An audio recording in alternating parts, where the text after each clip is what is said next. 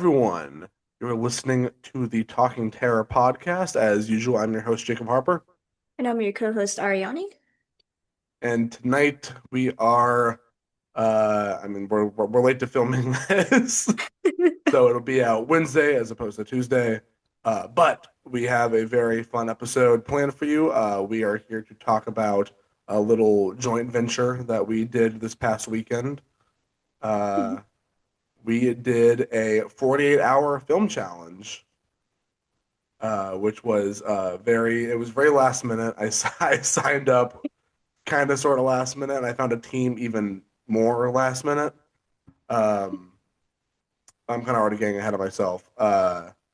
We, 48-hour film festivals have been, or film challenges, not festivals, 48-hour film challenges have been a thing for quite some time. I had never done one. But the people over at Little Spark Films, shout out to them. Really great team, really great company. DFW locals, they're awesome. They have been doing 48-hour film challenges for a while now, and I signed up for one despite not having a team. I just wanted to make something. Um, and yeah, I signed up without having a team, which was kind of irresponsible on my part, but I wanted to get in before it was too late. And then I was like, yeah, well, we'll do it now and figure it out later. And then later came, and I was like, shit, I gotta find someone.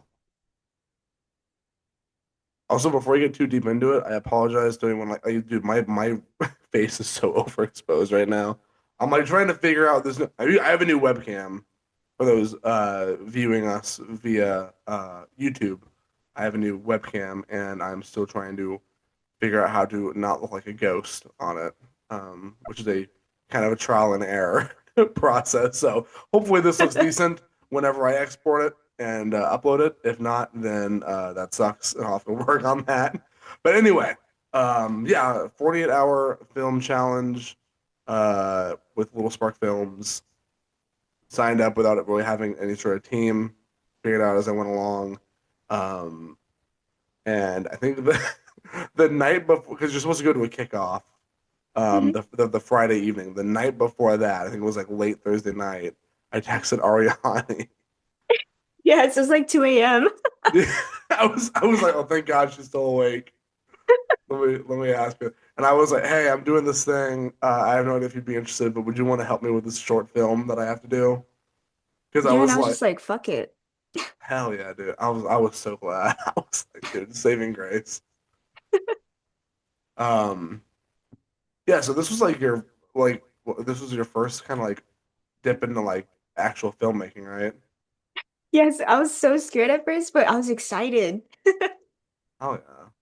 I mean, like, what was that like? This is now an interview with you. So what was that like? But it was like so like I felt like so the debriefing, I was like a little nervous. I was just like, oh my God, look at these people. The So debriefing. yeah. Exactly the It really debriefing. is a debriefing. They had us go to this like really neat like art house museum type venue in Mansfield. It was Uh, beautiful. it was. Oh yeah, there was. We we showed up so early because I thought the kickoff was at 6. So we showed up at like 5:20. It starts at like it actually started at 8. I totally misread that. So we like walk into this like empty like venue with all these like statues and art pieces. We just walk in, it's like no one is there, and we're just looking around like hello. So it was like I'm right. I told Catalina, who is Little Spark Films, she's one of the people. I told her I was like I felt like walking into like the probably that scene in Texas Chainsaw Massacre where they kind of walk into the house, and it's like Yeah. like is anyone here? It's like why the. But looking back, I'm like, why the fuck would I do that? That was so dumb. But also, the door was unlocked, and it is like it looks like a house, but it's a museum, so it's like It it does. was weird, but it was a cool place.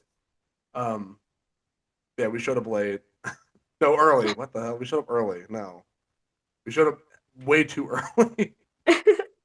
So then we stopped and got some food. But then you're it's so funny to call it a debriefing because that's exactly what it is.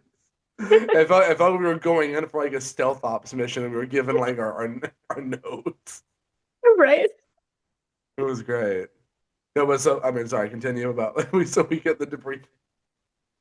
All right, we get the debriefing, and then we get 80s retro horror, and the theme is camp. Yeah. Yeah.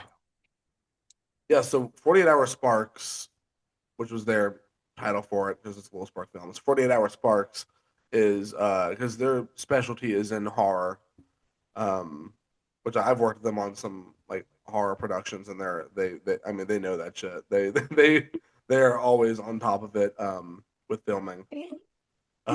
So I knew going in it was gonna be a horror shorts thing, which is great because that's like kind of all I like making is horror shorts. I've tried making other short films and they always are not like I mean they're fine, but like they're not horror. So I don't have as much like love for them. I have that sweet spot for horror.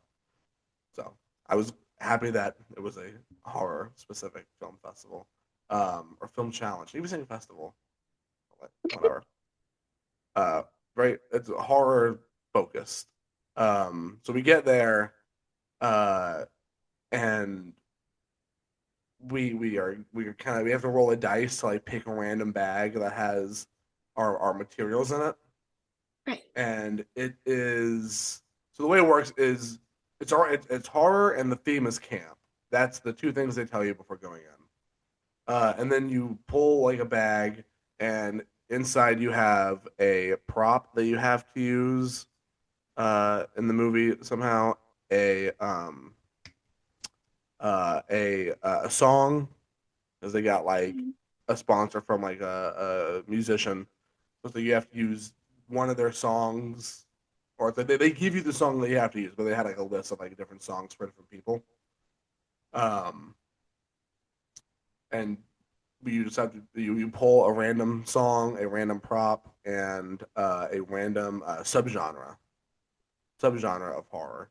And we pulled retro 80s, which I was like, oh, that's kind of like a neat subgenre. Like, that adds to the camp. So I was like, okay, It does. we're in a good spot with there on like making it campy. Um, I was kind of jealous though because another team got found footage, and I was like, Same. oh, I love found footage horror. I was like, shit, that was fun. I'm glad we got 80 because it's like, I mean, and we're gonna get into a minute about what the movie was about, but it was I feel like the 80s and the music kind of really helped us push the plot along. But yeah, we got a prop, which was a bag. All the props were like sponsored by the city of Mansfield, so we have a bag that says like City of Mansfield on it. Someone else I think got a T-shirt that was City of Mansfield, and I don't remember what the other props were. But I remember the T-shirt because I remember just thinking I was like, dude, a T-shirt, what the hell? That's cool. I was like, Right. I'm like, I kind of want to know how that's gonna go. Like, how you do the T-shirt? That's neat. Um, and then after you pull your all your like specific stuff, they tell you a line of dialogue that has to be used in the movie. What was that line of dialogue, Ari? I like my bacon extra crispy. Yeah, that that was the dialogue we had to find a way to use in the script. So that was exciting. And yeah, it was insane because I mean the whole point of a 48-hour film challenge is, thinking fast on your feet, just kind of coming up with whatever and getting it shot and edited in 48. Yeah, that's all. You have to have the movie completed in 48 hours. That's writing, shooting, editing, and exporting.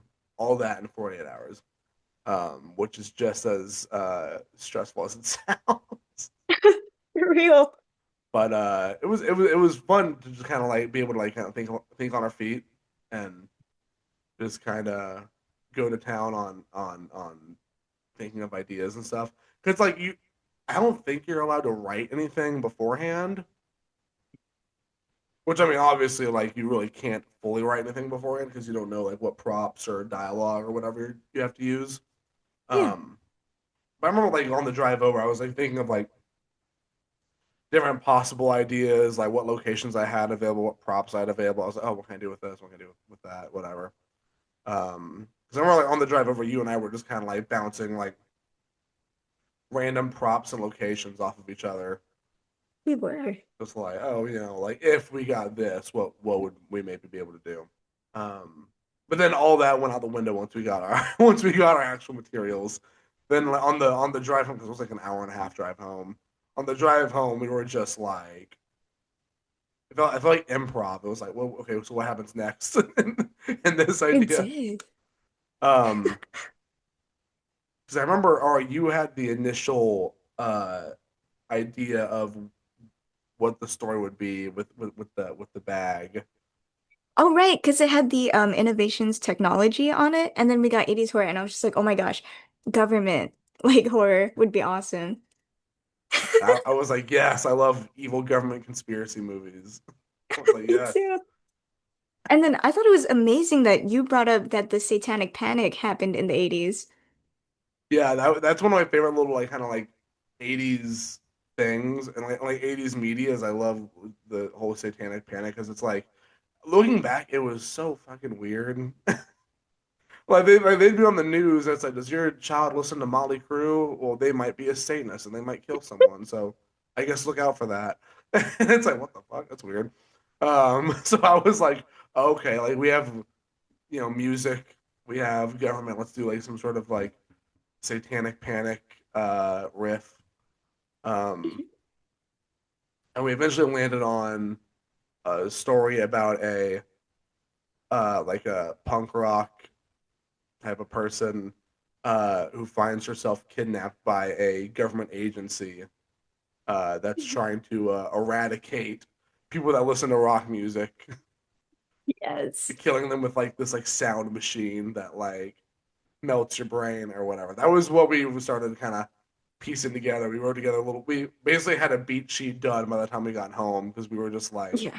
we were just like doing like plot points, like okay, A, B, C, like going down the line the whole like hour and a half drive home. Once we got government and satanic panic and rock music, we were like, all right, let's take those three and let's find a way to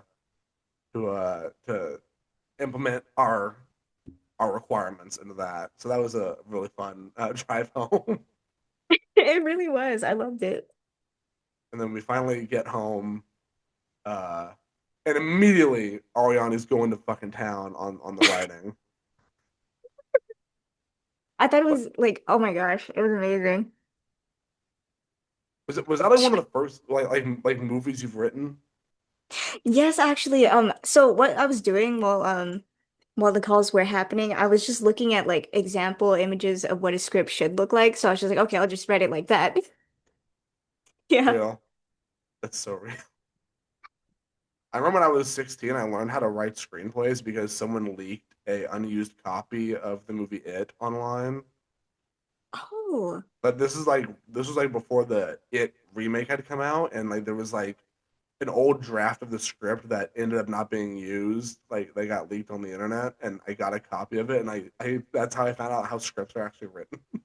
Oh, I because when I was in high school, I was in theater, so my only like experience reading scripts was plays, oh. which is very different from movie scripts. And I found that out because someone had leaked a unused draft of the It reboot. Um, and I remember just reading it. And I'm like, oh, this is what it's supposed to look like. Okay, that makes sense. I didn't know that. And it's funny because like some of the scenes in that unused copy still show up in the film. But there were some scenes that were left more or less unchanged. So I'd be like seeing it translate the screen. I was like, oh shit, okay, that's how you do it. So yeah, Wow. random side tangent, but yeah, that's how that's how I learned how scripts are written and how they translate to film in some ways. So it's funny that you had a similar kind of experience, just like looking online, like, oh, what does it look like? Yeah. I was It's like, it's funny. okay, Jacob will correct it. Yeah, honestly, I didn't have to correct it that much. It was more just I just corrected formatting. And even still, we were in such a rush, so I didn't even correct all the formatting. Like whenever I got the printed copy, because I don't have you start realizing how much stuff you don't have whenever you're in a rush. Like I was like, okay, I need to make copies of the script, and I realized I did not have a printer at my house. And I was like, why the fuck do I not have a printer? I'm like, surely I've printed something as of late. I was like, no, I don't have a printer at my house. So I was like, okay, put that on the shopping list now, printer. But yeah. So you thankfully you printed copies at your place, which is great. Um, and then also I'm gonna get into I'm like getting way ahead of myself. So anyway, I was gonna start talking about the people we had on set, but no, we're still so we're writing. Or Ariane's doing most of the writing. And when she said during the call, you said during like the phone calls and all that. Yeah. Yeah, I was doing a mad dash trying to find actors because it was on the drive home. I told Ari, I'm like, yeah, we're gonna write it together. It's gonna be great. Then some people that I was hoping would star in it were I had a handful of people that I wanted to star in it, and none of them were available. I was like, okay, shit. So right when I get home, I'm immediately, no joke, I'm texting damn near or like, every actor I've worked with. Period. Almost every single one. There's some that like after we shot, I was like, oh, I probably could have called them, but even then they may have said no. Yeah. But I'm like just I'm going through the Rolodex of of actors I've worked with throughout doing independent films and all that. So I was like, oh my god, we're like I need someone.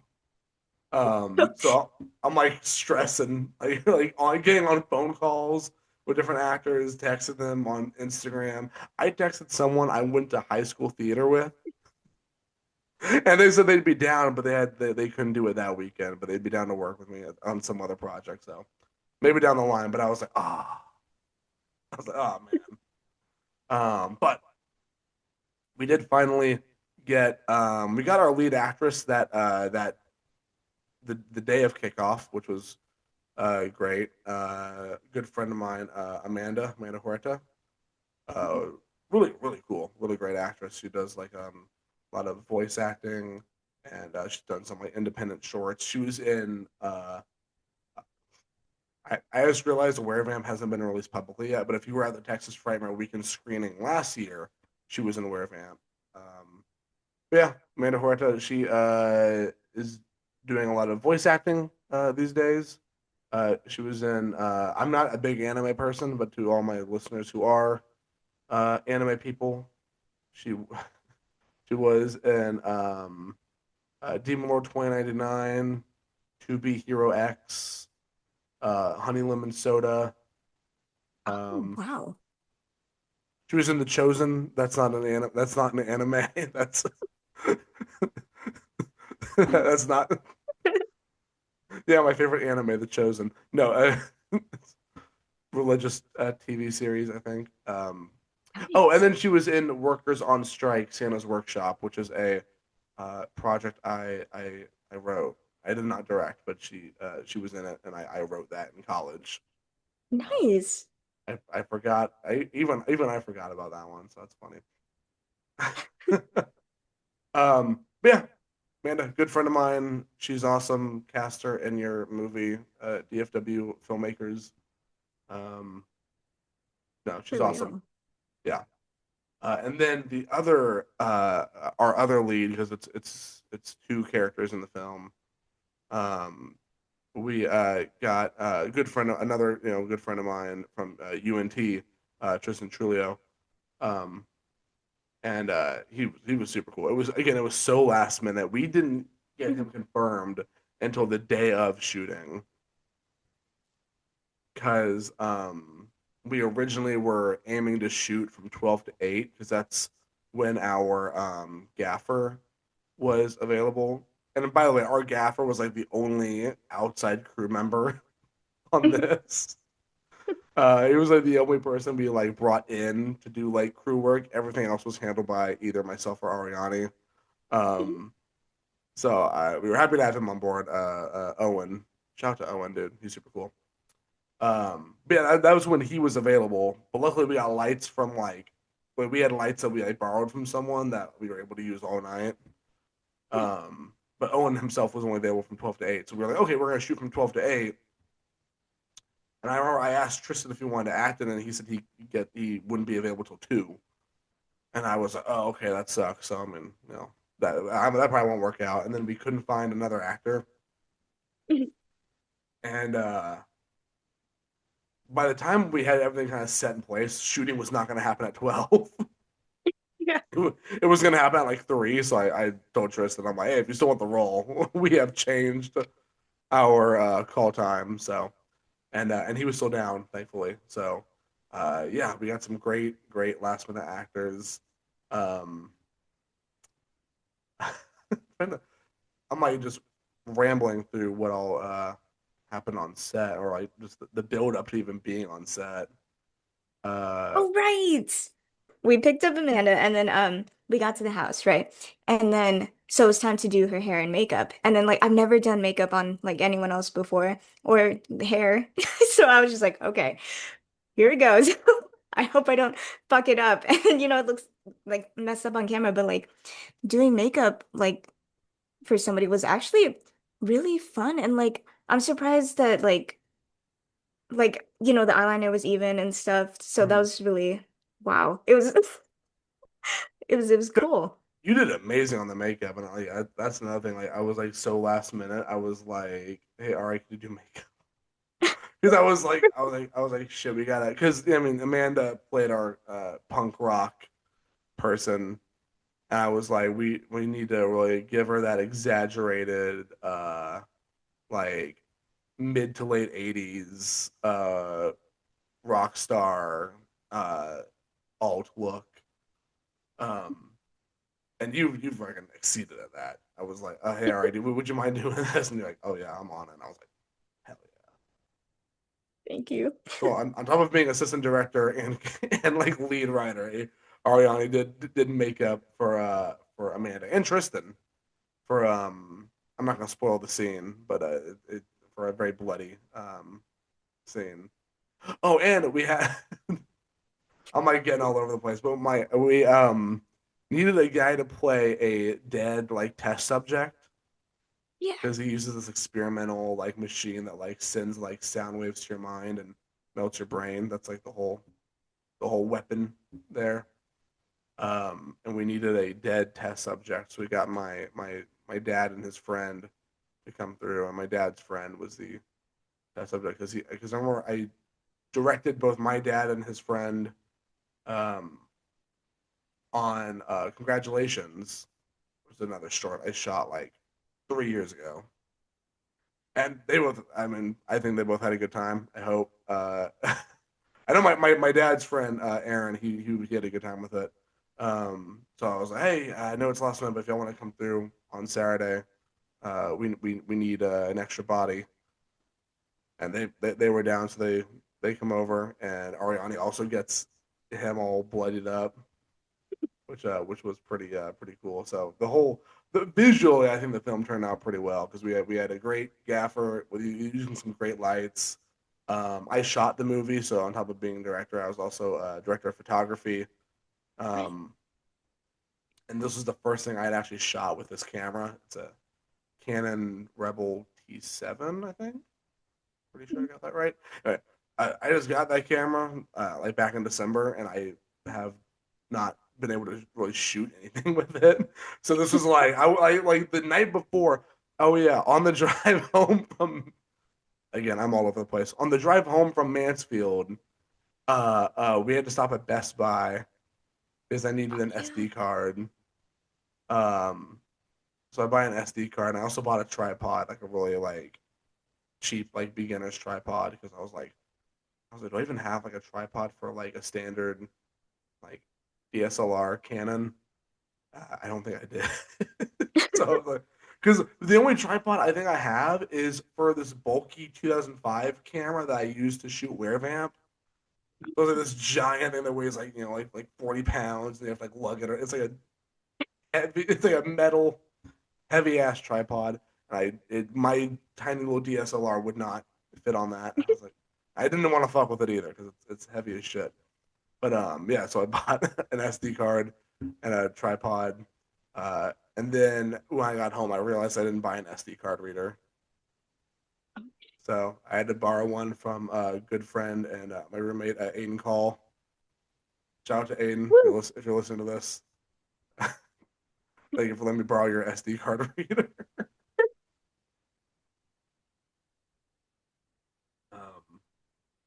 but yeah, actually, like the whole process of like before we're getting on set, I was like getting super nervous. But then after a while, I was kind of like, okay, like if nothing else, we have we have this stuff in place. So if nothing else, when you get to that point, you feel a little less nervous, and then the day actually comes, and then you're nervous again. Which I Yeah. don't think either of us got that much sleep the night before. Did not. Because you went home. What time did you get home on Friday Dang, I night? think it was like maybe like 1 or 2 in the morning. Yeah, and I got home at like yeah like 2:30 or 3. Not 30, but probably was like 2:30, 2:40. And then we still don't have a lead actor at the time. Again, we didn't get Tristan until like the day of. Like we were going into Arlington. Yeah. Um and like on the drive, Arianee being my co-pilot is just like texting Tristan for me, and like I'm like, oh, like it was so stressful. So anyway, the night before, Friday night, we have everything in place except our damn lead actor. And even when I get home, I'm still like trying to text people at like 3 in the morning. And dude, in every text, I had to explain that I'm like, this is for a 48-hour film challenge. I promise I'm not always this late. And like this last minute, I'm not texting all my actors for every project at 3 in the morning. I'm not a crackhead. I promise. Uh, um, so I made sure to preface that with each text. Um, but yeah, and so I'm up late to like 5 in the morning, like Dang. probably close to like 4 in the morning, 4:40 or something. I finally like fall asleep. I wake up at like 7:30, maybe 8, and then I'm texting Ari. I'm like, "Hey, are you up? Are we ready to do this?" I know, and I was just like, dang, I just woke up, man. We each got like 3 or 4 hours of sleep. Then Yeah. I do a mad dash to start the filming process or just get everything going. So how was that Saturday morning for you, Ari? Take me through your POV. Okay, so I wake up first by Jacob's voice in my ear from the phone call. Yeah. And then Because immediately I'm up. I texted you and I was like, I don't know if she's awake yet. I'm gonna try calling her, and I was like, I don't feel so bad if I wake her up. I could tell in your voice. I'm like, I think I just woke her up. No, it's okay. Because I would have overslept. Like, I turned off my first alarm, and that was the only alarm I had. But yeah, like, immediately I'm up. I'm moving around like a smiling friends character, like that. Because I'm just like, okay, I gotta get the props. I gotta get this. And I gotta do my makeup and like blah, blah, blah. And then, oh my God, this script was printing like in small print because like, my sister has to print her like merchandise. And I was just like, why is the script like this size? What is going on? So it took an extra 10 minutes just to like fix that and print all the scripts. Making like little mini pocket books of the script, like those little like pocket size books. Exactly. No one can read that. The actors are on set. Each word is one fucking page. Exactly. It's like a 5-page script, by the way. It's like short as hell. It's like a four. It's like probably not even five. I think it's close. I think it's actually four, including like the title. So maybe five, including the title. I don't know, but it was like I say I don't know whenever I have the script right here. But it was like yeah, I was like oh my. But I appreciate you printing that because it hit me like a ton of bricks that night the night before that I don't have a fucking printer. I was like, why do I not have a printer? Anyway, sorry, keep going. Like, I forget to print myself a script. I didn't know we were gonna look at it so much. But yeah, I was just looking around. Whenever we had to look at the script, I was just like, okay, I know what's going on. Well, I kept losing my script on set. because everyone, by the time, by the time we wrapped filming, which I'll get into what time we wrapped, I'll get into that later. But by the time we wrapped, like throughout the process, everyone's script had become kind of crumpled because we're just handling it so much. Because again, no one got the script till the morning of, so like there's still like running lines and stuff, and I keep like dropping my script to like move it out of like frame, and I'm like running around all over set. So there were, I can't count how many times I was on set and I was like, where's my script? I was like, hold on, where is it? I think for one part, I just pulled out my phone and looked at the Google Doc, and I was like, just, I was like, oh, okay, yeah, that's where we're at. I keep saying on set as if we didn't film it at my place, but it sounds better when you say on set. So I'm just keep saying It does. that. I say on set, and it's like, yeah, you mean my fucking garage, like 3 rooms over. um, but yeah, so you running on like a smiling friends character Yeah, exactly. And then suddenly I was just at Jacob's house. It was crazy in an instant. in an instant. I don't even remember the drive there. I was just like, okay, we got to do this. We got to do this. So real. Because I'm at my place. I'm like, I was like, oh my god. I was like, I got like 3 hours of sleep. I'm still trying to find a lead actor. And I was like, I need to take a shower. So, and like, like the second I get out of the shower, I'm like, did anyone text back? I'm like fiending looking through my. I think I was like, I think I looked at my phone more than I ever have like that whole week. Because I'm just like glued to it, like just like texting again every single actor I know, not every single one, but almost every single one. I was like, bro, please, I need someone. Um, yeah, so that was a fun morning. But then you come over, and I don't even remember what we were doing in between you coming over and going to meet up with Amanda. Oh yeah, I told you about the music that I made the night before.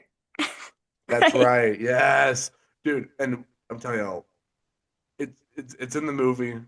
Ari did some because we're supposed to have like we were given one song to use, but we're able to use like additional music. Um, and Ari provided some really really fucking cool additional rock music for the soundtrack. So Thank you. again, on top of co-writer, AD, makeup artist, you're doing the music, and I because it's funny because I was so running around all weekend. I didn't listen to the music till I was like in the editing process, and I was like, hold on, this goes hard. Thank you. And I just started like splicing it into the edit, but but yeah, I don't even remember like what we did between you coming over and us like going to Amanda. It was because it was just such a weird process. It was just I was like just so fucking tired and so stressed. So it's like my mind is like blank from that point on. But yeah, so we go to Arlington, uh, get Amanda, get her here to set, and immediately get her in like hair and makeup because we figured out we were like, yeah, hair and makeup's probably gonna take a minute, and we still need to like get some stuff ready. So we bring Amanda back here. Already starts going to work on her. Um, and then I'm like getting everything ready. Also, we're at this point already drinking some coffee because we needed that shit. And we like we fucking like DoorDash some coffee because we were like we can't leave. We can't leave the set right now. We gotta figure this out. Yeah. So we're doing that, and then uh, the call time is rapidly approaching, and then I have to go pick up the lighting equipment. Right. So I drive to Denton to meet with a guy to uh really cool dude named Colin. He's super chill. He provided lights for WereVamp as well, and he was like on set for that. He wasn't on set for this one. Like he was just like, let me borrow some gear. But yeah, super cool. Shout out to Colin. But drove to Denton to pick those up, put them in my car, and by the time I come back, there's like a bunch of cars in my driveway. Like the amount of time it took me to like go to Denton and pick up the gear and then come back, like pretty much the whole set had arrived. Owen, um, Tristan, uh, my dad, and Aaron. Everyone is like, dude, my driveway. I had to like park on like the street of my own house. It was insane. Um, Dude, it felt so awkward being in your house without you in it. I yeah, was like, so where's bad. Jacob? Where's Jacob? No, because I kept getting calls while I was driving. It's like, Oh, hey, I'm almost there, and I'm like, you're gonna beat me there, so door should be unlocked. If not, knock, and Arianee should be there. Owen was the first to arrive, and then me and Amanda were not expecting that. So we were just peeking through your blinds, like, who is this guy? And we were waiting for him to leave.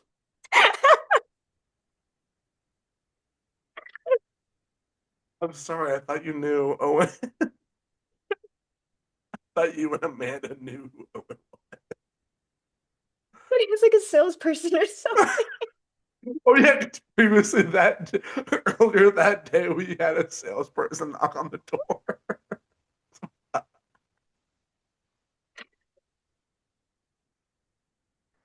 He thought it was our coffee.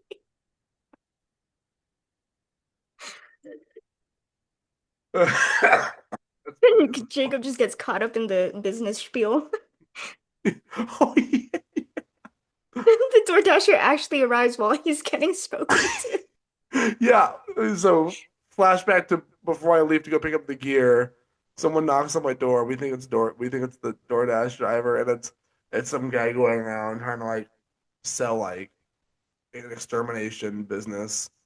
Which like low key, dude, the bugs around my house, because I live kind of far out. So like outside my house, like we get all sorts of like June bugs, which is fine. Like it's summer. But then we also get like a shit ton of like wasps and like mosquitoes and shit. And I was like it is so bad where I live that I was like hearing this person out. I didn't immediately tell him to leave. I was like, hold on, let me let me hear this. Let me get this right. I was like, oh, okay, yeah, I'll keep that in mind. Thanks. And then as he's talking to me, the DoorDash guy shows up, and I was like, oh my god. And like, I was like, because I keep thinking, I'm like, the longer I have this door open, the more fucking bugs is probably coming in right now.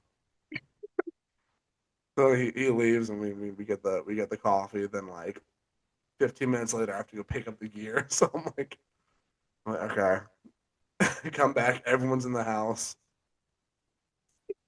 Thank you, Ariane and Amanda, for holding down the fort as these strangers just invade the That's what it felt like. yeah, I totally forgot that y'all don't know Owen. Because I was like, I think Amanda knows Owen and Tristan. I forgot that you don't know either.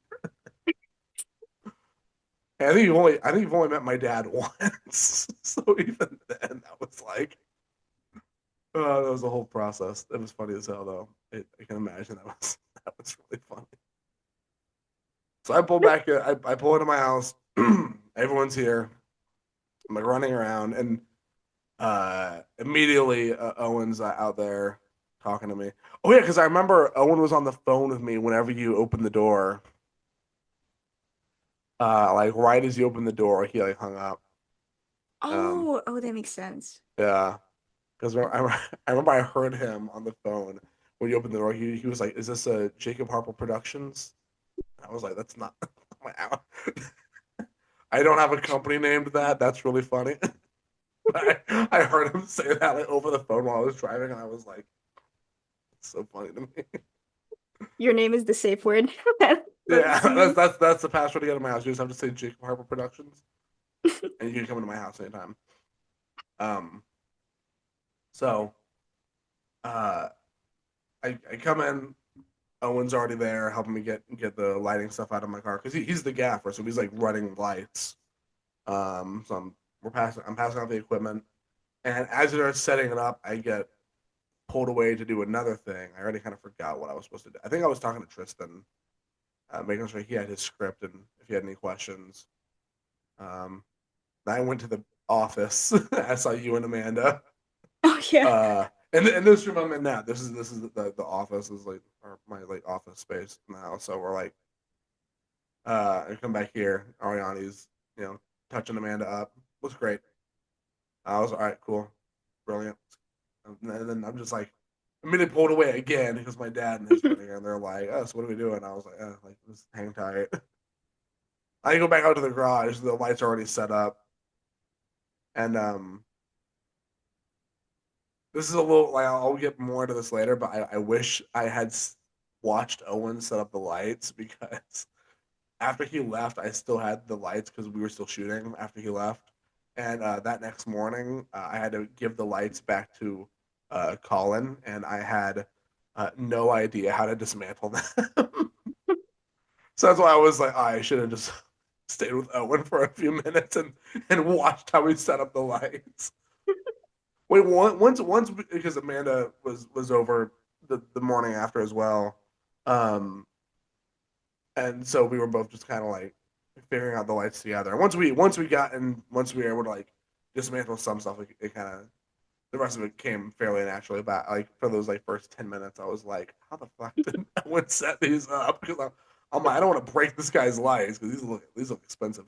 I was like, man, I don't want to break this shit. So I'm like kind of like carefully like unscrewing certain things and just yeah, we got it there. But I was like, I wish I'd stayed and watched Owen set up because I might pull it all over the house, and by the time I come back to the garage where we're shooting, it's all like set. I'm like, oh okay. I'm like, well, all right. And even at the moment, I was like, I probably should have watched that, but then I forgot until the next morning, and I was like, oh, I definitely should have watched that. Um, yeah, so lights get set up, and we start getting the camera ready. I had both you and Owen standing for Amanda because she was still like kind of doing her hair and stuff.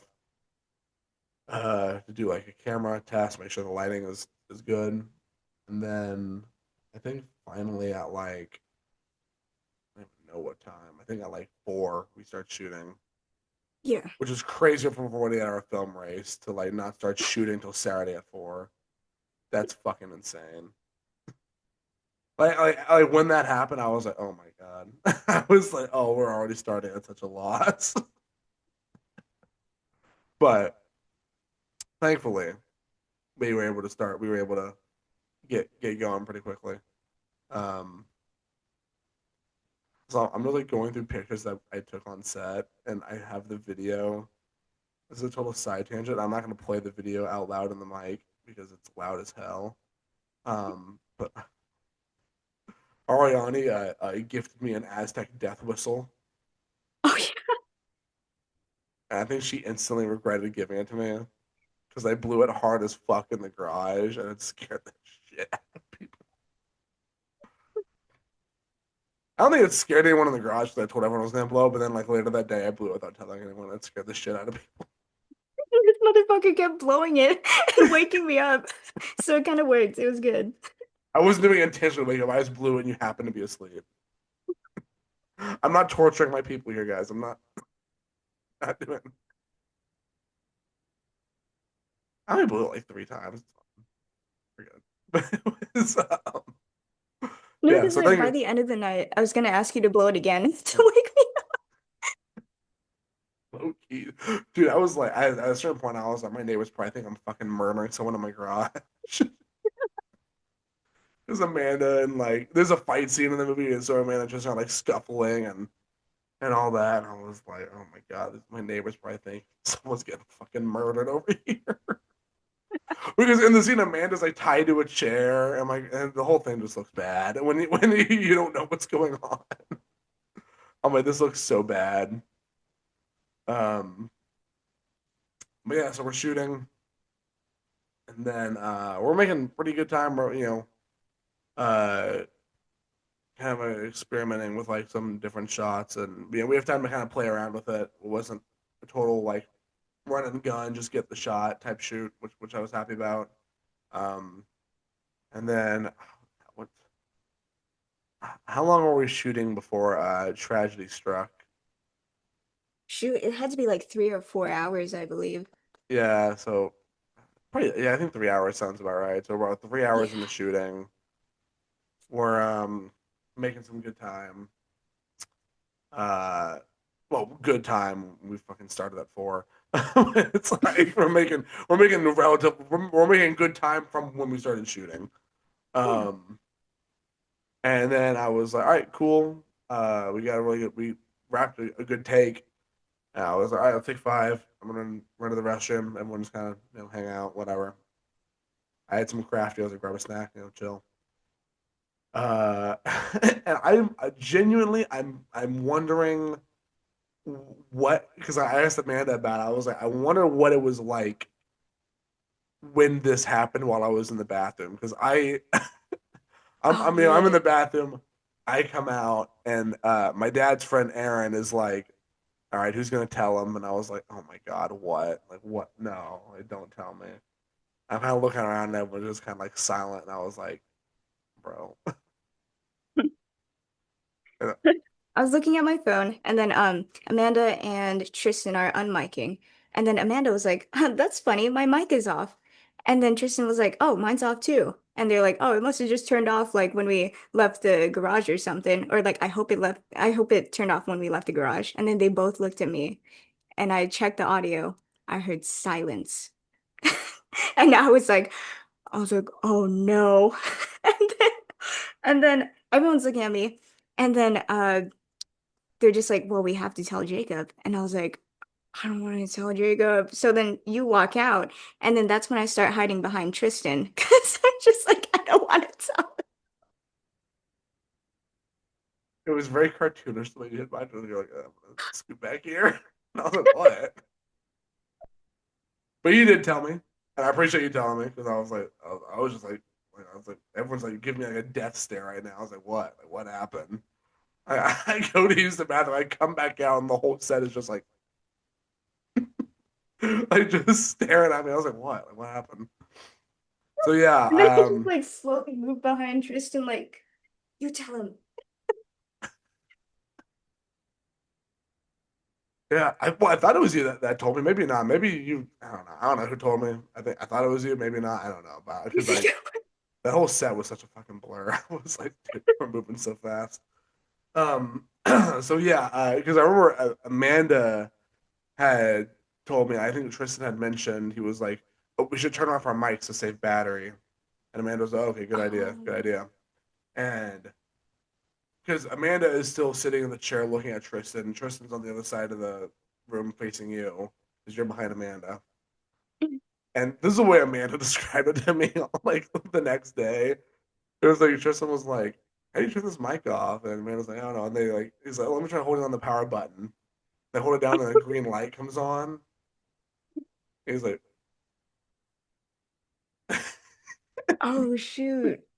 like Tristan like looked at you, and you kind of like were checking the audio, and you're like, you like looked at Tristan, and then Amanda said that the way Amanda described it was she could tell from Tristan's face the way he was looking at your face that something was wrong. And it's just like, oh God, what? And that's when yeah, revealed that for the last. I think it was only for the last like well, I say only. It was a lot, but it was like, for quite a few takes. Apparently, we just didn't have mic audio. We only had camera audio. Um, which I was like, oh my God. So I'm just like sitting at the kitchen table. I'm like stressfully eating a cosmic brownie. And I'm like just trying to listen to the audio files and like already said, it's just silence for like however many takes. I was like, oh my God. And I was like, no, this can't be. And then I plug in the SD card to the computer. I check the footage. Camera has decent audio. Not great, but decent audio. And I was like, okay, okay. Like, I'm like, all right, if nothing else, like the scenes are so salvageable. They're just not gonna have great mic quality. And then I was like, well, once I figured out that it was like I think 6 takes that we had that didn't have audio, But like six takes, the number six, not a lot, but it's also like each of those takes had like different like angles on it. Mhm. So it wasn't just like one through six. It was like one. It was like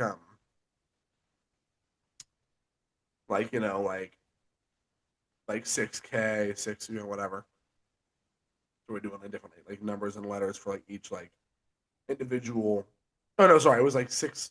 No, it was 6 takes, not scenes. Never mind. Oh my god, that would have been terrible if it was like the whole thing. No, it was like six takes. So it was like one through like D through J, I think it Yeah. was. Um, which is fine. Not, I mean, not like fine, fine. I would prefer if it didn't happen, but I was like, okay, like this is like fixable. Um, so what we did was because it was starting to get kind of like later into the evening, which everyone was such a fucking team player. I love that because I remember Yeah. Tristan originally was like, yeah, I'd prefer to be out of here by 9 or 10. I was like, okay, okay.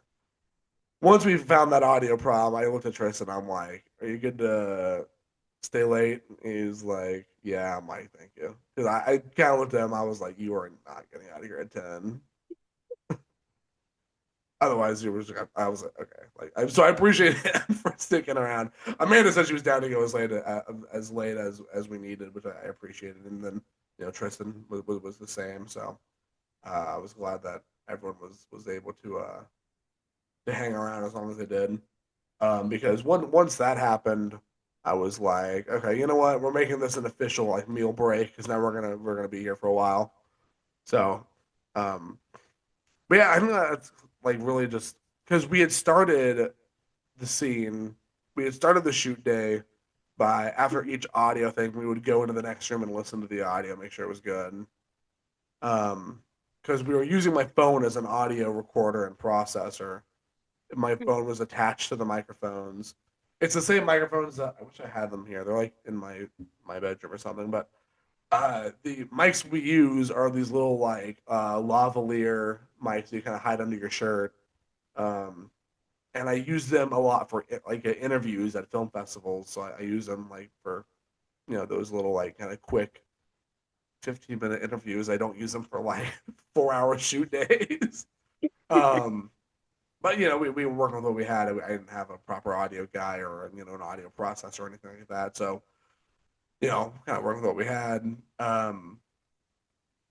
So well, we started the shoot day off by checking the audio after each take, but then afterwards we got into such a Mhm. groove that neither of us were checking audio.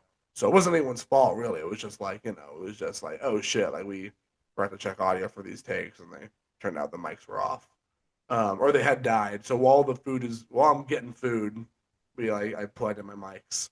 I was like, let's fucking charge these up. Um, so yeah, I made that like an unofficial or official meal break because I was like, okay, we're gonna be here a little longer tonight, so I'm gonna get everyone some food. We go to Domino's, me and Ari. I'm just It gonna was leave. awesome. I'm gonna let people hang here. And everyone's not chilled out in my backyard, kind of hanging out. Yeah. Um, we drive to Domino's. Domino's took forever. Oh my god, yeah, total side tangent on Domino's. the the employees were so nice. Mhm. But they're like, oh, because I go and I'm like, yeah, I just got two pizzas, like one cheese, one pepperoni, whatever. And Mhm. they were like, oh, you'll get a better deal if you use the app. And I was like, oh, okay. So I like step out of line, download the app, and like, yeah, we'll start making that for you if you just want to download the app. And I was like, all right. So download the app. I do my same order on there. I hit like make like confirm order for pickup, and it's just like give me like a spinny wheel on like the order processing thing. So I go back and start my order over, try it again. Um, Same ordeal, and I kept showing them. I'm like, yeah, it's not processing my order. They're like, oh, that's weird. And I was like, yeah. So we're in. So they're, oh, we'll keep making it for you, and just let us know if the processes. I was like, okay. Because it was like I had chosen the option to pay at the store because I was like, I'm already at the register. I'm not going to pay online. I'm just going to pay Right. here. So it's just like it wasn't like even a payment thing. It was just like processing the order itself, and I was like, okay, like, what the hell? This app sucks. So we're like waiting in Domino's for like a while. So much so that my dad texted me saying, "Yo, are y'all good?" at Domino's. Like right as we were getting back into the car, my dad texted me that. But so we were. I just showed him. I was like, "Hey, yeah, the app's not working." I'm like, "Is it possible to get the same price if we just like if I just pay here like without the app because it's like giving me shit?" And he was like, "Yeah, yeah, we can do that for you." So Domino's workers, they were super chilling, and so gave me the app price, which is nice. Um, so we get back, start eating the pizza, hanging out, and I'm like, all right, here's what we're gonna do. Because my dad and his friends still haven't shot their scene. Right. Or I said there, my dad wasn't in the movie; he was just kind of hanging out. Um, we still haven't shot Aaron's scene, so we were like, okay, let's shoot Aaron's scene. Let's shoot all the way up until they start the fight, because that's when we're gonna run into continuity issues because like his shirt gets bloody. Yeah. Tristan. So we're like, let's get into that, and then we're gonna shoot all the way up until this really bloody scene, and then we're gonna go back and reshoot takes 1D through 1J, and then we're gonna film the finale with all the blood. And I'm like, all right, cool. So then I was all right, cool, go team. So we get Aaron in makeup after we finish eating. Arianee gives him like this kind of like well, what kind what, you give him like these like cool like kind of like things on his eye. Well, yeah, like upside down triangles. Yeah, And I gave it him was, some eyeshadow. it was really cool. Yeah. Um, yeah, but it was fun. It was my dad's friend, you know, and he's got these like this like punk rock makeup on. He looked really funny. So we get him in the scene. We get blood on him. Ariana gives him some cool blood touch up like on his ears and eyes. He looks super cool. Uh, we shoot his scene pretty painlessly. Uh, we made sure the audio was good after oh yeah, after each take we were like so paranoid about audio, like we were like on it with it after that. So it was like lesson learned. We both learned that pretty quickly afterwards. Um, then we get Aaron wrapped. My dad and Aaron leave, and then we're like, all right, let's just shoot up until the fight scene. Or we shot the fight scene. We shot up until the finale. Um, and it was all pretty painless. You know, it was late, but it was pretty painless.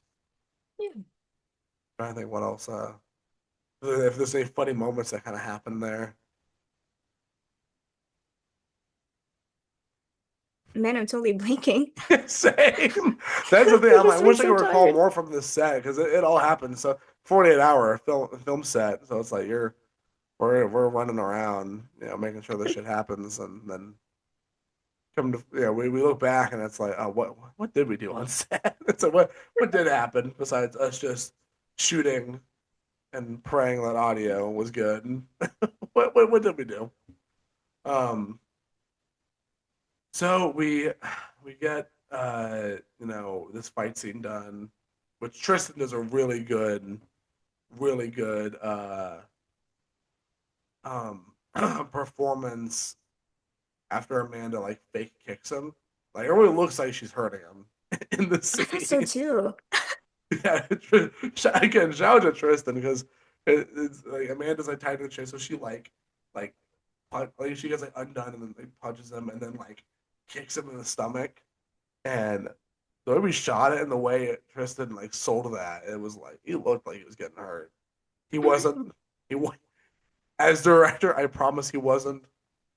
But yeah, he definitely looked like it. So shout out to him. He really nailed that and made that fight scene a lot more fun. Um, and yeah, we shot some stuff with like Ariana provided a really dope guitar. We got some glamour shots of that. Um, but when we had to go back and reshoot the stuff, I remember it went pretty painlessly because it was like, all right, here's just what we need to get. Um, we just need to get him saying these lines. Even that, I think I forgot to get another take of him saying a certain line, so editing was kind of like tricky. But I'll get to that in a minute. But we were just kind of like, at that point like rushing through the scenes that we missed. Um, but they still turned out pretty good. Takes D through J, the reattempt at those. Um, but yeah. So finally we get to the fight, the bloody fight scene. Arianee's putting more blood on people. Dude, it was awesome, like so therapeutic. Yeah, right. I never thought it'd be that therapeutic. It's fun to put blood on people, man. It's All right, I think I included this photo in the Instagram. And like, bro, right as I pull up my phone, it like fucking dies. Anyway, I took a photo of like the water bottle we used to like hold like the fake blood because we like poured like some like this like thick like stage blood into a water bottle that had like, a little bit of water left in it and kind of mix it up. Um, which hopefully none of your paintbrushes are stained. I tried washing them out with like hot water. oh, thank you so much. They're not stained. I appreciate that. Yay! I was like, these are nice makeup brushes. I don't want to fuck them up. So, um, but also like that like the whole blood stuff. I forgot it was like sitting in my garage for like a day. Like I didn't get back to it until like Sunday night. I go in my garage and I'm like, oh yeah, the blood is still there. Um, so anyway, we're getting blood touched up on them. We're shooting this finale, which was pretty quick shoot for that. Um, it was really just like getting Amanda's coverage in the fight because like she's like the badass like punk rock main character, so we really wanted to get some hype aura shots of her. Right. Yeah, I don't know how to describe it. Really, there's one shot that we did a few takes of where I was like, it needs to be like intimidating and like this is the moment you would cheer for if this was in a Marvel movie. You know, it was a slow like tilt up. Yeah, it looks cool. So I'm glad we got a few takes of it. My throat has been so dry the last few days because I've just been doing nothing but talking. Because Friday it was like just talking to you, trying like talking to you like pitching the different ideas, and then talking to actors trying to get them on. Then Saturday was talking to everyone directing, and then Sunday uh, was talking to Amanda who helped me edit it. So I was just yapping Yeah. all weekend. And now I'm yapping again, and I'm like my throat hurts. I'm fucking dying, bro. um, yeah. So we get Tristan wrapped after his coverage is done. We got him out of here at like I think midnight, maybe half past midnight, and then we get more coverage of Amanda. We took a bit of a break after Tristan left. We were like, let's take 20. Because at that point, Amanda was like, "I'm cool to go for how." I think at that point, Amanda was like, "I'm in it for how long you need me," and she was just kind of hanging out as well. So we're like, "Okay, let's take a breather here." And then we had like one shot with Amanda left at that point. So we get that done. We did like I remember we did like 6 takes of like the last shot of the movie. Um, which each one of them were pretty good, but I think we really nailed it on the last two. Because that's where she delivers the I guess spoilers. That's where she delivers the line that we needed. Had to save that for the finale. That's the mic drop. um, but yeah, we wrapped on Amanda at like 3 in the morning. Yeah, it was. Wow. I remember you took the video of us saying that's a wrap. I Do you have did. I want to get the exact time though. Yeah, about to do you have the timestamp on that? Do you have Of the course. Also, while I'm looking for it, shout out to Amanda for giving her 100%. Like, even until 3 in the morning, wow, I was amazed. Yeah, no, It was yeah. 3:37. So damn near 4 in the morning, Amanda raps. Um, yeah, no, Amanda was a fucking trooper. She like For real. was there. And then afterwards we go get Whataburger at like 5 in the morning. By this point it's like pouring down rain outside. But we're all pretty like hungry and we still had to like edit stuff, so we're like, we're like, oh my god. So because originally we were gonna take Amanda home that night. And I remember we're all like really tired but we're hungry, right? So we're driving I just leaving like my neighborhood, and then we get like 10 minutes down the road on like the hour 10 minute drive to Arlington, and we're driving, and it's pouring down rain. It's pitch black outside. You can't see anything, Yeah. and I was like, oh my god, this is gonna be such a long, treacherous drive. And Amanda, amazing. She was like, if you would rather, I'll just take me home tomorrow. I could just spend the night. I was like, you sure? She's like, yeah, yeah. I was like, oh, thank God. It's like, thank God. I did not want to drive pretty much 2 hours on that little sleep in the rain. I was like, dude, hell no. Right. So what we did, we went to Whataburger. It was a You good know, call too. yeah. No, yeah, it was an amazing call. No, shout out to Amanda for being like, yeah, fuck it, hang out. I don't know, like we get the Whataburger. I'm like processing all like the footage and getting it set over to my laptop. And I was like, okay, let's eat this food real quick. And we're all just like sitting, like I remember like you're sitting on like we're all just sitting on like the couch and futon, all that. We're all in my living room. We're just watching. I'm like, I throw on like some Family Guy. I'm like, I just need some mindless bullshit right now. Yeah. So we're just kind of sitting there, chilling, eating our Whataburger, and we all just like pass the fuck out. Jacob fell asleep sitting up. It's Yeah, crazy. dude, I got like 3 bites of my burger and some fries. I didn't even touch my drink. I like put it in the because it was a shake. I put it in the fridge. I'll have that later. Um, so I got 3 bites of my burger and a few fries, and then I just fall asleep sitting upwards on a couch. I was like this position, like right now. This is how I fall asleep. I was so fucking exhausted, dude. Because at this point, it's like 5:30 in the morning, maybe 6. It was very late. And we got up at like 7. I'm about to die for real.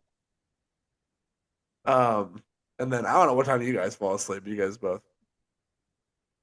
All right. Well, I fell asleep like earlier than Amanda. Yeah, so Amanda Yeah. falls. Because I remember you were like, let's set an alarm for 7:45 so we can get up and start editing. And I was like, great, sounds good. I And I couldn't even feel hear that shit. I I didn't even woke know up what's going on. I woke up to one of them and I was like, all right, time to edit. Let me just like, sit here and like kind of just like think for a minute. And I fell back asleep almost immediately after turning off my alarm. But I feel bad So because Amanda was like still kind of in and out of sleep. And I'm a very heavy sleeper. And Amanda told me she is not a very heavy sleeper. So she kept like hearing the alarm and she's like, surely they'll hear it. And it just kept going off. And she's like, Jesus, these people. I'm sure Amanda was like, oh my God. But Amanda just kind of kept sleeping. She like would randomly wake up. She's like, is that alarm still going off? Okay. I heard you say, all right, time to edit. And then I woke up for a little bit. I was like, okay, I'm gonna get up. I did not get up. We both Went just back fell to back sleep. asleep. Then I woke up at like 8:30 or 9. The alarms have stopped going off at this point, so Amanda's like sleeping peacefully. Because I think at that point both of our phones just kind of gave up on us. It's like, yeah, whatever. The Apple alarm was like, yeah, fuck these guys, bro. I'm like, whatever. Which I mean, That probably helped because Amanda was trying to sleep. Um, so I get up at like 8:30 or 9. And then I said something to you. I was like, all right, I'm gonna go start the edit. Um, I didn't know if you were awake or not, but I went into the office and started editing, and I edited for like 30 minutes, and I was like, all right, I'm still asleep, and I go back in, and both you and Amanda are still asleep. And I was like, oh, fuck it, whatever. Like, because it was like, because I knew you. I think you. I was like, she probably still has work today. And also I was like, editing isn't a two-person job. I was like, whatever. I was only one of us is really gonna be like, because it's like I don't have like a dual. And I'm gonna be editing, so like, whatever. I'll wear sleep. So I'm here editing, and then I get like fairly decent into it, and then I stopped and like had a drink, kind of chilled out in the living room. I think at that point you woke up, and I was just like, damn, bro, we were really at it last night. And Amanda's still kind of like sleeping and whatever. Oh, also I felt bad because like I fell asleep first and like no one grabbed any blankets.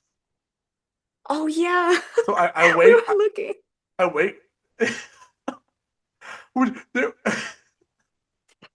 I wake up. Amanda's sleeping like in a towel.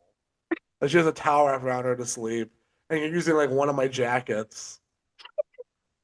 And I was like, bro, my crew looks homeless, bro. Like, this is I felt like such a dick. I was like, oh my god, bro, y'all could have just like taken the comfort from my bedroom at that point. Or wait, whatever. And then I was like, when Amanda woke up, I was like, there's a blanket on this couch you're sleeping on. Why didn't you use that? And she was like, well, your arm was on it. I was like, move my arm. I'm fine. I was like, girl, like just you can take it. It's fine. I was like, bro, like I'm such a heavy sleeper. If she had pushed my arm off the blanket and just took it from under me, I wouldn't have noticed. I would have still been asleep. I'm such a heavy sleeper, so I was like, dude, like don't hesitate. You're fine. So I felt bad because like when I woke up, because I didn't remember falling asleep. I swear to God, I do not remember falling asleep because I was eating, watching Family Guy, and then I woke up to the sound of my awful alarm, and I was like, damn, all right. Oh yeah, because whenever I woke up the first time, I was like, all right, time to edit. And I tried to like put my food away, and then I fell back asleep. Oh man, I was so tired. But yeah, so anyway, started the edit. You come into the office and like looking over what we have so far, and then you had to go into work shortly after that, Yeah. and uh, it's getting close to time for the. By the way, this is now Sunday, early afternoon, late morning. The movie needs to be turned in, like handed over physically, like on a flash drive, by 8:30 p.m. Mhm. So it's around like 11 at this point. So you head into work, and I was like, I asked Amanda, like, yeah, do you need to be home at any point? Like, what time do you need to be home? She's like, oh, just whenever. I was like, cool. So, I keep editing. I get a assembly cut basically done. Like, I have all of it there. Um, it's like really not polished, but I have like a cut done. I show it to Amanda, and Amanda starts like giving me like kind of pointers. She's like, oh, like cut this scene by like 2.5 seconds, or like do this or whatever. And I was like, oh, okay. And it starts looking way better. And I was like, yeah, you have like an eye for editing. I was like, yeah, I edit sometimes. And I was like, bro, why didn't you tell me? I was like, man, I hate editing. Why didn't you tell me? I would have just had to be the editor. But then she told me, she was like, yeah, I only edit stuff on my phone. I never edit on my computer. And I was like, oh, okay. So she didn't know like the DaVinci layout, which is what I use to edit everything nowadays. Even though I don't always love it. DaVinci, for those not in the know, DaVinci is like a free uh kind of diet version of like Premiere, like I want like with the Adobe video editing, um, except it's free, which is like kind of a double-edged sword because it's not as intuitive. It doesn't have nearly as many cool tricks but it's pretty decent. I edited the podcast on it a lot. Um, but yeah, so I'm editing on DaVinci, and she's like, give me these pointers while we're both editing it, and then Awesome. we're trying to get the microphone audio brought in because I'm just editing off camera audio, and I'll sync it up with mic audio later because again we had like some tracks that we had to reshoot. Yeah. Um, and then we got to a point where the process to bring in all the correct microphone audio and not like the ones without any actual um the ones without any actual audio. We're trying to separate those Nice. two. Um, and it is such a timely process that we start developing a system, and this looks insane now. But I was like, okay, here's the takes we need. I need like one B3, one ER3, one DR3, all this, that, and the other. And Amanda's making a list. And she starts going, I hand her my phone, I'm like, here it is, just like start sitting in my email so I can download them and put them in. And this is what, Yeah. I don't know if you can see, but this was like like we had to go through all these and like save them and like send them over. Wow. And it got to a point where like there were so many that I was like, you know what, we just need to export this and drive to uh Mansfield. Um, Mhm. which they changed the drop off place. The drop off place changed to Arlington, which was closer than Mansfield. So That's good. I was like, okay, cool. That that saves us about like 30 minutes or so um on our trip. So okay, that's good. But we didn't know that until we had already left. So when we were about to leave, we were like, all right, we need to leave to go to Mansfield. But first, we need to stop at your work so we can get you to sign some paperwork. So I was like, we don't have time to put in all this audio. So it got to a point where, are you good? Yeah, good. Your screen was really weird for a second. It got to a point where um there's some good like microphone audio and there's a lot of like camera audio and it's like going back and forth. So there's like a huge disconnect. There's a huge like quality difference from like shot to shot. Um, Hmm. because we just didn't have time to implement all the mic audio. Um, and part of me feels like we should have just like at that point taken the mic audio out and just used the camera audio for some scenes. But we were like, you know what, whatever. Let's just turn. We have to export what we had. So I got it. So I started exporting it. Started filling out, my half of the paperwork because I remember I had the cast and crew that was on set sign all their release forms and waivers. Yeah. Um, which I will say I appreciate Little Spark Films really going all the way to give you that like because in actual on a movie set you got to have the paperwork and they did not skip on that. They were like, no, this is like an actual like you're gonna have to get these release forms signed for your movie to be made.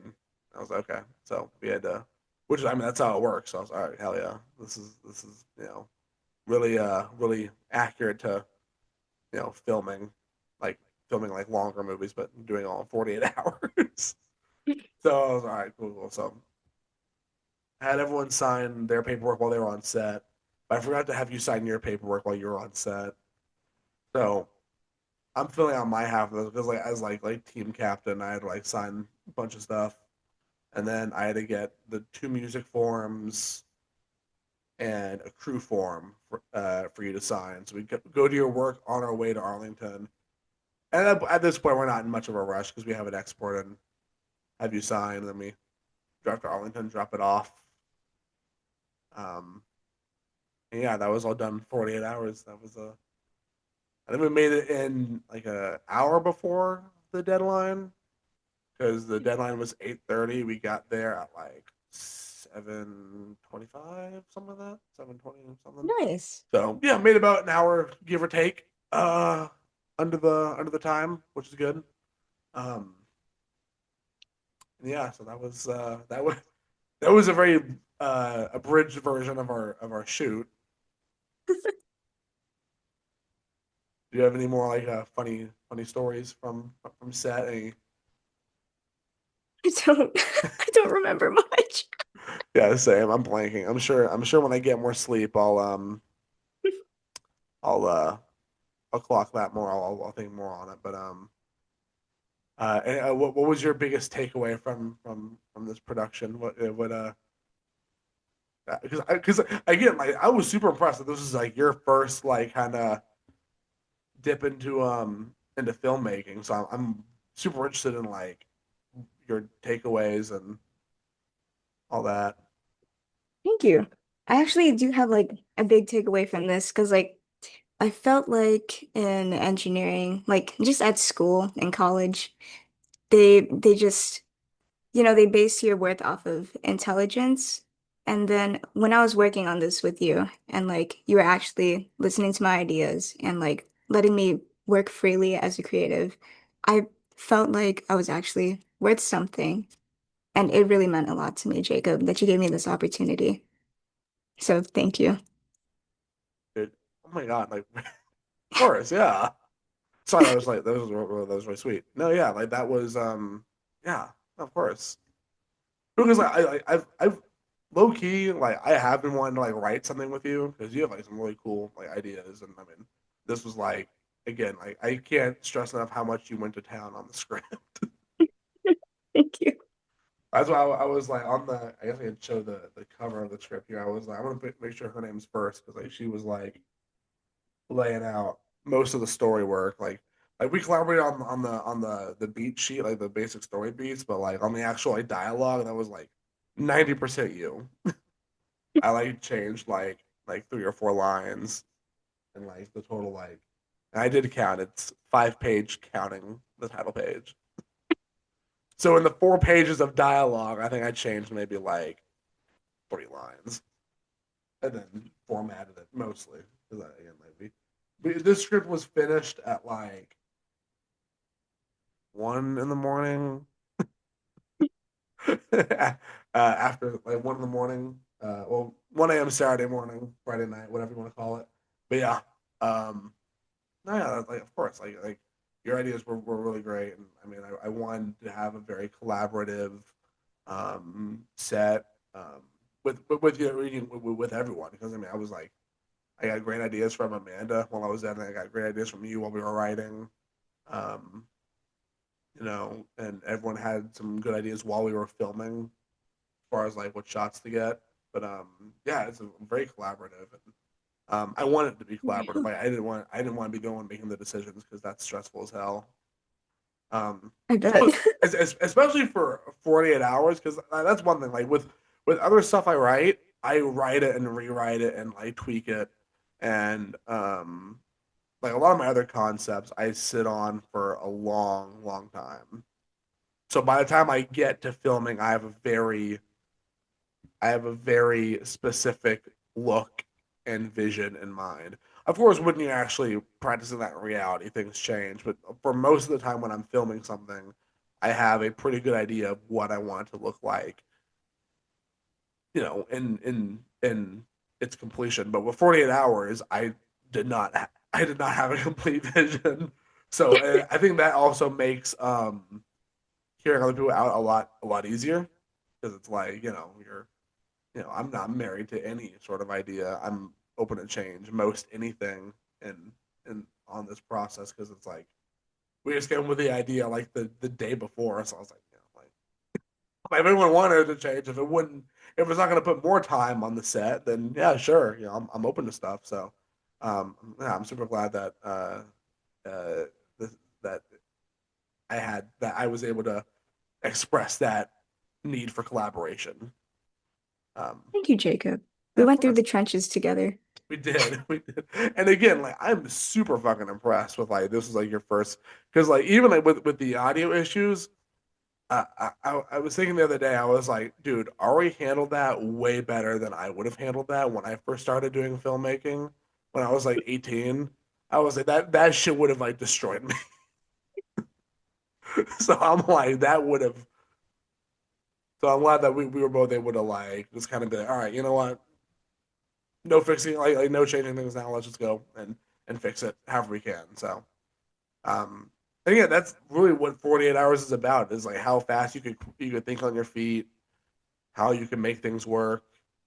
Um, and that's kind of another thing, is that like I like another reason why I'm so happy to have you on the team is because I thought I was going to be writing this alone and directing this alone, and with my own work, I get so hung up on like writing and rewriting scripts and stuff, and like changing ideas. So I think with like having a co-writer, I was able to be like, well, having a co-writer and having this time limit, I was able to be like, I don't have time to think. I don't have time to rewrite or change things like that. I was like, you know what, this is it, and we're just kind of collaborating on this. And once it's done, we're like, all right, let's go do it. So I think when you don't have time to overthink, that's when you're able to do like really great stuff. Because if you give yourself all this time to overthink, it'll never be done. You know, Right. when you have that ticking time clock, and someone you're working with, it gets to a point where you're like, all right, here's what we have, and we're just gonna trust our instincts and go with it. I think we really trust our instincts on this, and I think it worked out great. I think so too. Because even with the audio issues in the edit, I was super impressed with what we have. Because I was looking at the final cut and I was like, you know, it's not polished. It's not as polished as I'd want it to be, but it's also like this was a 48-hour film. I'm so used to movies taking like 3 months to be done. Right.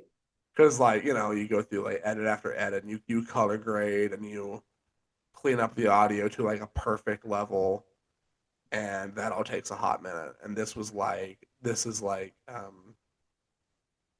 uh if it were paint, it would still be drying. Um, which I think sums it up perfectly. Which I think there's a certain rawness I can appreciate with the final product. And again, especially given like everything we had going, like given how we I mean, I signed up for this without a team, and by the time we were shooting, we had um, three people uh, acting in it, and I had a gaffer and an AD and a makeup artist all in one. Owen was our gaffer, but makeup artist, AD, extra music. So it was like, yeah. So that definitely like helped me out a lot. So I can't stress enough how much I appreciate you being on set and helping me with that. Thank you. I like that your passion is infectious as well. It was very a big motivator. I love hearing that because like no, I mean no, like genuinely, I was like, dude, I want this to be like a fun experience, but I also want it to be like we're all like making some good art together. Hey, Um, we're locked in. we this was a generational lock in, like genuinely, and yeah, I guess all I have to say, I hope we can work on something again soon. We could film, we could write and film something together again in the near future, and this time we won't be on a 48-hour crunch time. Hopefully next That'd time, be because fun. I have heard that Little Spark Films wants to do another 48-hour film challenge in the summer, so that might end up being what we do next. So it would be kind of funny if our next thing was also a huge time crunch ordeal. But I definitely want to work on something with you where we're not rushing through it. It would like be like nice. yeah, it'd be nice to have someone we can have like multiple drafts of a script where we're like really like. I know I just gave the whole spiel about not overthinking, but something where it's like we're able to fully bake something together. Would be fun. But I'm trying to think of any more like anecdotes from this before I get into talking about what comes next.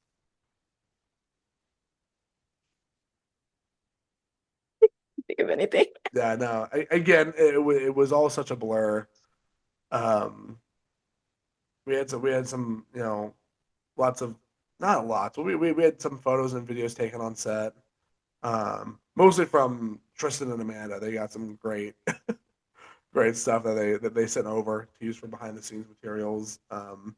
Let's see. I think I took maybe like 3 pictures on set because I was like running around and I was so stressed and I was so busy that when like I think it was Sunday night, I'm like laying in bed and I'm like looking through my phone and I was like, bro, I have like 4 photos. Because Amanda created that whole like dry like that whole like photo group for all of us to Hmm. send our stuff in. And I was, oh, I'll send some stuff. And I was like, I have 4 things. Maybe I think no, I think maybe 5 because one of them was a video of me blowing the Aztec death whistle, which I'll post on Instagram at some point. I forgot to put that in my announcement post today, but that'll be it's I guess a story post. I don't know. Anyway, um, with all that kind of said, there will be a screening of the movie.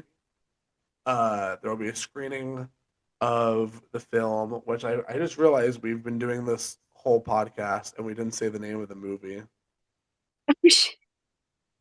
Well, you probably saw it on the script, but the movie is called Music to My Ears because it's like music like kills people and stuff in the movie. Um, yeah, I had everyone sign my script, which I really loved. Well, I haven't had you sign it yet, Ari. Oh yeah. I had Tristan and Amanda sign it. Oh, that's another thing. Tristan was like, "Yeah, my signature really sucks. Look at that. Look at that signature." It's really nice. Saying, "Oh, my signature sucks." He's got like the John hand. He's got like something that's like some Declaration of Independence shit, dude. That's awesome. Shout out to Tristan's signature. Great. Um, I thought that was funny. Anyway, music to my ears will be playing one night only at the, and I want to make sure I get this right when I say it. Um, so I guess I'll edit that first part out and just re-say it in a minute. But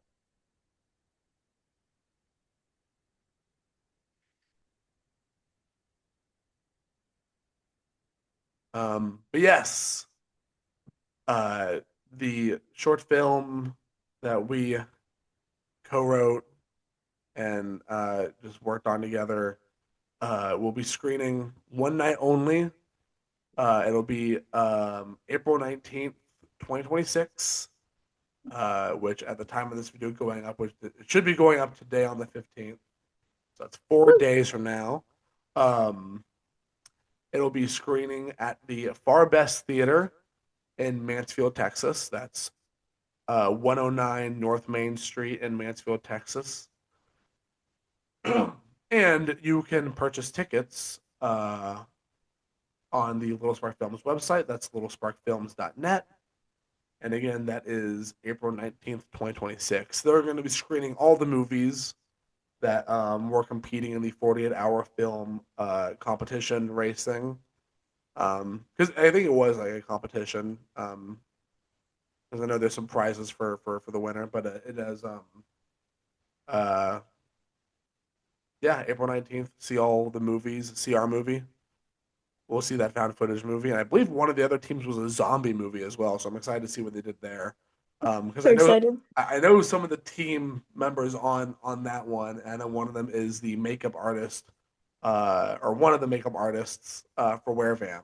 So once I heard that, I was like, they're in good hands. So I'm excited to see what the other teams came up with. Um, because I'm not sure what their prop was. I know everyone had the same line of dialogue, and but I think everyone got a different musical track and a different prop. So I'm excited to see uh, what everyone else did. Again, I only know that one team did found footage and one team did a zombie film, and ours was um, an '80s uh, campy horror film. So uh, oh, by the way, again, shout out to Little Spark Films for throwing this whole thing together and also picking some badass subgenres and stuff because those are all super cool. Um, but yeah, April 19th, 2026, for all my DFW, all our DFW fans and listeners. Um, if you are free April 19th, still TBD on the time. I'll probably make a social media post about it on both my personal and the Talking Terror social accounts. But yeah, April 19th for all our DFW listeners. If you want to show up, tickets are $10. You can purchase them online and come see some movies that were made within 48 hours. That's again, I can't think because like that's it's just cool that we got something done in 48 hours because it's like 48 hours is like a very short amount of time. Like when we got done on Sunday, I was like, damn, think like a day and a half ago, this movie didn't exist. It's crazy. It's so weird. Like none of this existed a day and a half ago. And now it's like it's you could watch it and hear it and it's something. It's like and that's one thing I mentioned to you, Ari. I was like, we turn nothing into something. We did. That's what filmmaking is, right? You turn nothing into something. You turn an idea in your head into a physical thing you could like experience, which I think is like no matter how many times I do it with movies, this is my first time doing it in like this short amount of time. Because again, usually it's like months and months of work to turn nothing into something. Um, but now it's like we turn nothing into something in 2 days. It was inspiring. It was like everyone's like commitment to this was astounding. And again, I'm super proud of you, Ari, for Thank you. just coming through on this one. I'm super proud of everyone as well. Everyone does such a good job. But like again, like your first foray into filming um is it's like a sink or swim type thing. It was. And we're proud of you, Jacob. Oh, thank you. I'm glad I could be uh, a decent director for you guys. um, yeah, I'm glad. Like y'all were a great team to direct, so couldn't have asked for a better team. Thank you. And yeah, y'all could see the movie and a few other independent films at the Far Best Theater on April 19th. One night only. Because once this is, and this is what I mean by one night only for music to my ears. I plan on making a cleaned up, polished version as like a director's cut to publicly release. Um, so it won't have all the. I mean, I might release the 48-hour version on its own if you want to see it with all its cuts and blemishes and all that. If you want to see it in its like raw 48-hour form, I'm sure I could release that as well at some point in the future. But I do really want to make a polished, cleaned up version for the masses to get later on. I haven't started that at all because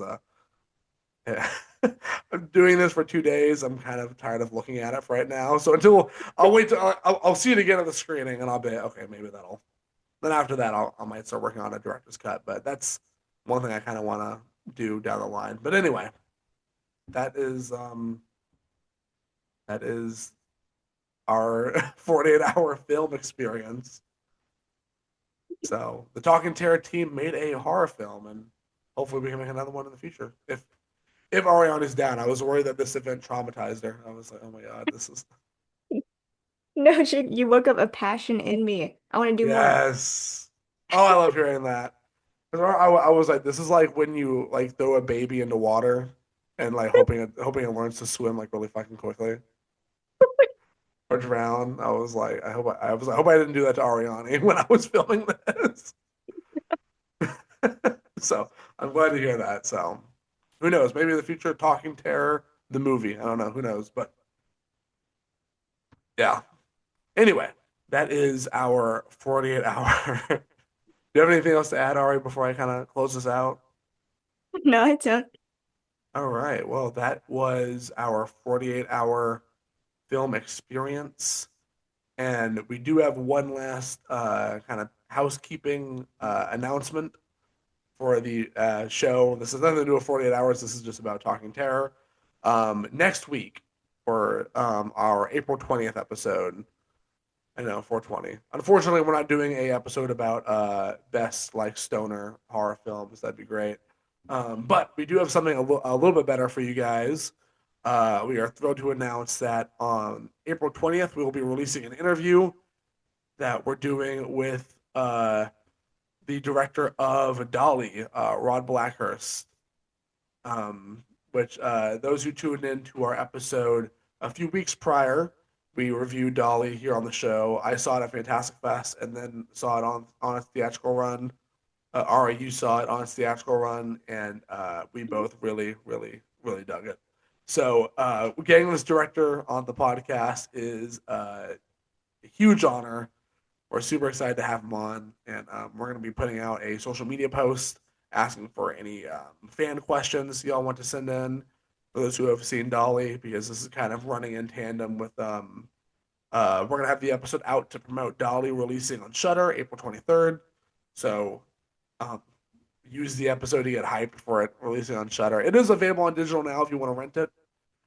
So if you haven't seen Dolly, go rent that shit, watch it, and then send in some fan questions for director Rod Blackhurst, because we have lots of questions for him, but we want to hear what you guys think as well for the film. So super excited to have him coming in for an interview. Sorry, my throat is dying and I'm getting congested, so I'm probably like my my voice quality is probably like declining like in real time as I'm saying this sentence.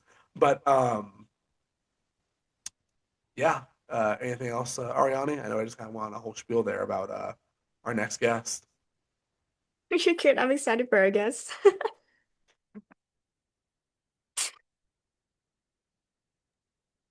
Sorry, I had to mute my mic to cough. Same, yeah. No, I'm super excited to have him on because again, we loved Dolly, and we have questions and lots of them. So super excited to have him on and to hear what you guys have to say about the film as well. So be sure to send in those fan questions on our socials. And speaking of our socials, you can find us on Instagram. That is the Talking Terra podcast, as well as Twitter at Talk Terra Pod. If you want to follow me on my socials, you can find me on Twitter at Jacob at the movie. That's movie, not movies. Twitter wouldn't give me the extra S. Um, and my Instagram is Jacob the Harper. You also find me on Letterboxd, Jacob the Harper, if you want to see what movies I'm watching throughout the week. Um, and that's those are my socials. Ari, your socials? Yeah, my Instagram is little with two e's dot imp, and then my TikTok is dot little underscore imp. Hell yeah. And with that, that is going to do it for this episode of the Talking Terra podcast. Thank you so much for tuning in. If you're tuning in via YouTube, be sure to hit like and drop a comment, giving us your thoughts. If you liked it, tell us. If you didn't like it, well, that sucks, but also tell us. If you haven't already, subscribe to the channel so you never miss an episode. If you're tuning in via Spotify or Apple Podcasts, be sure to follow us on there to stay up to date on the latest episodes. We try to release episodes weekly. Keyword try. um, but yeah, be sure to follow us on all that so you don't miss any episodes. Especially if you're a horror fan, you don't want to miss any of this, because this is we love yapping about horror films, whether ones we watch or ones we make. Because now we make horror films. As we've learned here, we are now officially a horror filmmaking team. Apparently, Yes. hell yeah. But yeah, that's gonna do it for this episode. Thank you all again so much for tuning in, and we will see you in the next one. Bye. Peace.